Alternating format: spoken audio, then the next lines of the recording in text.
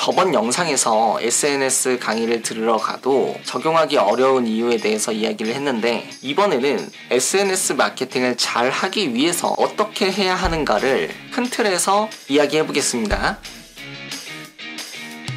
우리가 교육을 들으러 가면은 배울 수 있는 것들은 사용법과 특징, 많이 배우게 되면 알고리즘이나 콘텐츠 제작을 배우게 될 겁니다. 하지만 우리가 가장 먼저 알고 있어야 할 것은 내 상품을 구매하는 고객과 그 사람들이 필요로 하는 니즈를 확실히 잡아야 합니다. 그 후에 둘째로 SNS 사용법을 아셔야 되고요. 셋째로 알고리즘을 이해하고 사용자 측면에서 콘텐츠 제작을 할 줄 알아야 합니다. 그래야 SNS를 해도 효과가 있고 광고를 돌려도 효율적으로 할 수가 있어요. 우리가 SNS 마케팅을 잘 못하고 있다면 한번 분석해 볼 필요가 있습니다. 타깃과 니즈가 불확실한 건지, SNS 사용법을 모르는 건지, 알고리즘을 모르는 건지, 보기 좋은 콘텐츠를 못 만드는 건지 확실하게 짚고 넘어가셔야 문제점을 해결할 수가 있어요. 혹시 이렇게 SNS를 하고 계시진 않나요? 제가 잘못하고 있는 유형 3가지를 같이 말씀드릴게요. 첫 번째는 소통 불가형입니다. 제가 예시 하나 가져왔어요.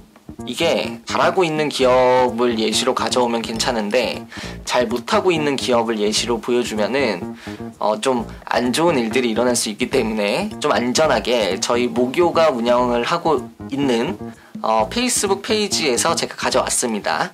아무튼 주로 기관이나 시설에서 이런 식으로 많이 하시는 것 같아요. 잘 보시면 그 시설이나 기관에서 하고 있는 일들만 계속 이야기를 하고 있잖아요. 이런 식으로 자신이 하고 있는 사업 이야기만 주구장창 올리는 거는 SNS를 완전히 마케팅 도구로만 생각을 하신 거죠. 마케팅 도구이기 이전에 네트워킹 서비스인데 전혀 상호작용이 없어요. 이런 분들은 SNS에 대한 이해도가 조금 더 필요하신 분들입니다. 두 번째는 모범생. 이런 분들의 일정표를 보면 월화수목금토일 꽉꽉 채워져 있고요. 하루에 한 개씩 콘텐츠를 업로드하자, 이런 목표를 주로 세우십니다. 실행력은 너무나 좋은데 지금은 계획이 아니라 기획이 더 필요하신 시점이에요. 이런 분들은 SNS 사용법이 아니라 알고리즘이라든지 사용자 측면에서 콘텐츠를 만드는 방법이라든지 그런 능력이 조금 더 필요하신 분들입니다.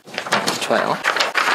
예를 들면은 저는 이니스프리 마케팅 팀이 국내에선 거의 탑급으로 잘한다고 생각하거든요. 여기는 언뜻 봐도 6가지를 신경 썼어요. 첫 번째, 해시태그 하나 넣었죠. 두 번째, 타깃들이 익숙한 말투를 썼죠. 세 번째, 항상 참여형 이벤트를 유도하고 있습니다.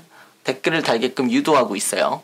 네 번째는 굉장히 고화질 이미지를 사용했습니다. 다섯 번째는 이미지 위에 텍스트를 써서 설명을 도왔습니다. 여섯 번째는 페이스북에 맞춰서 이미지 사이즈를 조절해서 편집해서 예쁘게 나올 수 있도록 레이아웃을 배치했습니다. 자, 콘텐츠 만드는 방법을 배웠다고 해서 이렇게 만들 수 있을까요? 따라할 수는 있겠지만 한계가 있을 겁니다. 본질적인 것은 고객들이 무엇을 원하고 있는지 지속적으로 캐치해서 재가공하는 겁니다. 마지막 세 번째는 답정너 스타일입니다. 제가 운동하는 건 별로 안 좋아해서 먹는 방법으로 단기간 다이어트 하고 싶은데요.